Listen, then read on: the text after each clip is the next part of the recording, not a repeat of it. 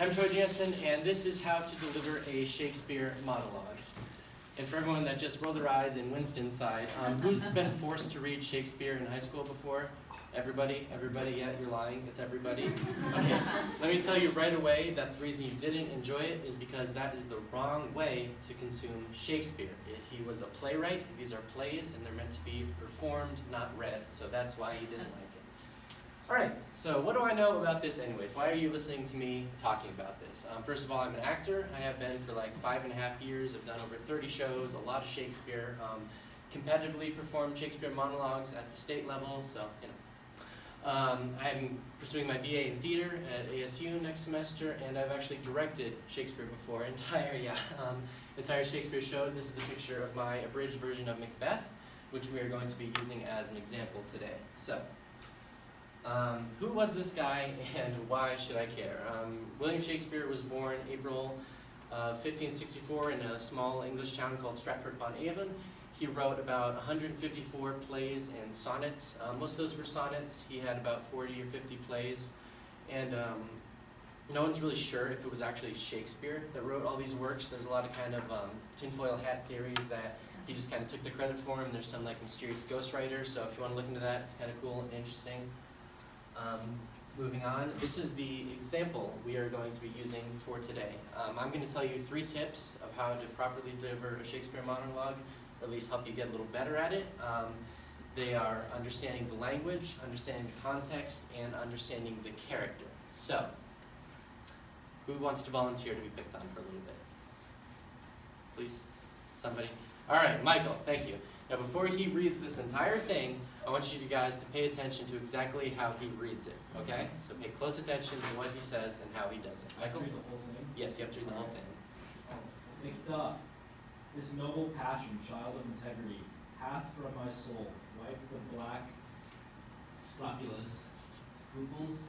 What is the word? Scruples. Scruples. Okay. Reconciled my thoughts to thy good truth and honor.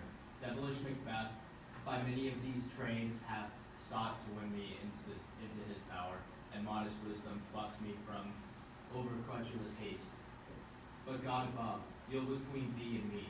For even now I put myself to thy direction, and unspeak mine own detraction. Here abjure the taints and blames I laid upon myself, for strangers to my nature. All right, good job.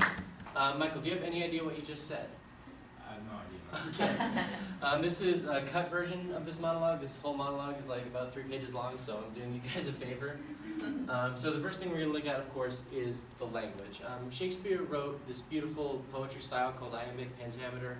And really, if you just read it like a book, it's not going to work. You should read it and approach it as you would poetry. It's a little bit more eloquent. It's a little bit more interesting. Key words are very important. So if we go back for a second, things like scruples. Does anyone know what a scruple is? Kind of. Okay, exactly. Overcredulous. So like when people first approach these, they see these big words and they don't understand, so you just kind of gloss over them and think it's not important. But again, these are important words, and knowing what they mean is key to actually delivering the monologue. Going back, the phrasing is also important. If you just read it straight through, it's not going to make a lot of sense. There's once you understand the words, you kind of start to understand that there's a flow and phrasing, and there are these individual little fragments. And a lot of it is practice, getting to know how it kind of works. But like seeing what phrase is just like one thing is important to understanding the whole thing. And breaking it down is kind of the same thing. Obviously, you don't want to approach the whole monologue just like, okay, I'm going to do all of it right now. This is also very important for memorization, which obviously you're going to have to do if you're presenting this on stage. So breaking it down into little chunks. Obviously, I mean, usually there's like different sections that mean different things. So working on one point of inflection at one time is helpful. So I'm not going to make you guys do any of that. We're going to cheat a little bit. This is from SparkNotes, which is a great resource. I'm sure if any of you have not read the book you're supposed to in high school, you just went to SparkNotes or read the summary. But it also has this cool feature of like translating the Shakespeare. So obviously it was over 500 years ago. The language is very different. SparkNotes does a good job of kind of giving you a general feel of what the text actually says. So I'm going to read this here for us. This is the exact same thing that Michael just read. It goes on a little bit. We're going to ignore that part. But basically, the plain modern English of what it is Macduff, this passionate outburst which proves your integrity, has removed my doubts about you and made me realize that you are trustworthy and honorable. That devil Macbeth has tried many times to trick me and lure me into his power, and prejudices prevent me from believing people too quickly. But with God as my witness, I will let myself be guided by you and take back my confession. I take back all the bad things I said about myself because none of those flaws are really part of my character. And that's the next part, but that's as far as our piece that we're working with goes. So that's a little bit easier to understand, right? But still we don't exactly know like how that fits in. So the next part is understanding the context. Context is very important for any kind of stage piece or acting in general. So for example, without any context, can someone, again, volunteer and pretend that you're an actor and the line you have to say is, "Thank you so much, Richard." Anybody, please? Just that, right? Yeah, just say that.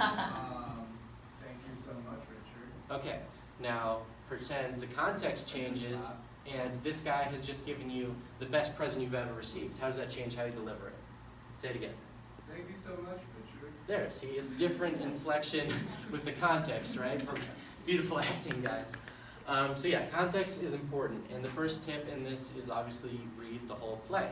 Now, I know everyone reads the whole play, but it really helps, especially if you're playing this whole character and not just a monologue. Obviously, you're going to want to know all your lines. Some things, if you're like just doing a monologue and you don't want to read the whole play, there are movie versions of a lot of these famous Shakespeare plays. For Macbeth, there's a Patrick Stewart version, which is really good, so you can watch that and get the whole idea of the story. But we don't have time to watch all that, so I'm going to give you a brief kind of overview of what happens in Macbeth so we can understand the monologue. Macbeth is about a Scottish general named Macbeth who comes back from war. They just won this big war, and their King Duncan wants to come congratulate him, and he says he has some big news for him. And on the way back, Macbeth runs into these three witches that are like, "Oh, you're going to be so great and powerful, and you're even going to be king one day." And Macbeth's like, "All right, cool." And he goes back, and Duncan says, "Okay, I'm about to announce our new king." And Macbeth's like, "Oh yeah, sweet." And then Duncan says it's his son Malcolm, and obviously Macbeth's like, "Oh wait, that's not me." And he gets mad, and this whole thing starts where he starts killing everybody, and he kills the king, and his son Malcolm runs away to England. In the end, Malcolm comes back and kills Macbeth, and everyone's happy. That's about all you need to know for this monologue. The context of the scene that the monologue's from, this is Act 4, Scene 3 of Macbeth, and in this scene is when someone who's like kind of the loyalist that were with the king goes to England to find Malcolm, who's the king's son, and he has to get him to come back because he's like their last hope. And so the monologue is what Malcolm says after Macduff has done all this, like try to convince him, "Come back, blah, blah, blah, we need you." Okay, and next is understanding the character. Again, this ties into the context. You can't really know anything about the character without the story they're in. But their motivations and emotions are kind of the big two important factors. Obviously, for our example, Malcolm's motivations are, "I'm mad at this guy who killed my dad, and I want revenge." And his emotions, again, are he's angry, he's upset, this guy killed his dad, and he needs to do what's right. So yeah, keep these things in mind. We're going to look at it again. So keep in mind the language, how we understand some of the words now, and the meaning, the context, what's going on around the scene, and the character, how the character feels, and what his motivations are. So with all that in mind, Michael, can you do this again? Or does anyone else want to try? I think we should let someone else try. Okay. Does anyone else want to try reading this now that we know all these tips and tricks on how to properly deliver a Shakespeare monologue? Anybody? I'll do it. John, okay, go ahead. Macduff, this noble passion, child of integrity, hath from my soul wiped the black scruples, reconciled my thoughts to thy good truth and honor. Devilish Macbeth, by many of these trains hath sought to win me into his power, and modest wisdom plucks me from over-credulous haste. But God above deal between thee and me, for even now I put myself to thy direction, and unspeak mine own detraction. Here abjure the taints and blames I laid upon myself for strangers to my nature. There we go. All right. Michael, nothing against you, right? But did we see a little bit of difference? Starting to get better. We noticed these things. And again, this is obviously not something you can master in a 5 to 10 minute presentation. if you're an actual Shakespeare actor, you're going to spend hours poring over this because, from personal experience, this is the most important monologue that this character has. So it's a big deal, and it's even longer. But yeah, so remember, language, context, character are kind of the big three key things. If you're just getting into it, if you want to figure it out, yeah, I hope that Shakespeare might be a little more fun for you guys now. Thank you.